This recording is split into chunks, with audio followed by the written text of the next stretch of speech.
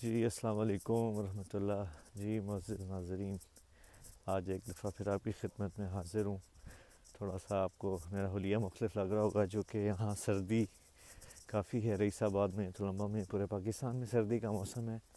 تو یہ جو میں نے چادر لپیٹی ہے، یہ ہمارا لوکل مقامی روایتی انداز ہے. سردی میں ہر شخص ایسے چادر لپیٹتا ہے جس سے سردی سے بچا جا سکے. اور انفیکٹ مولانا بھی جب یہاں گاؤں میں موجود ہوتے ہیں تو اپنی شال کو اسی طرح استعمال کرتے ہیں. تو محض سردی سے بچنا مقصود ہے.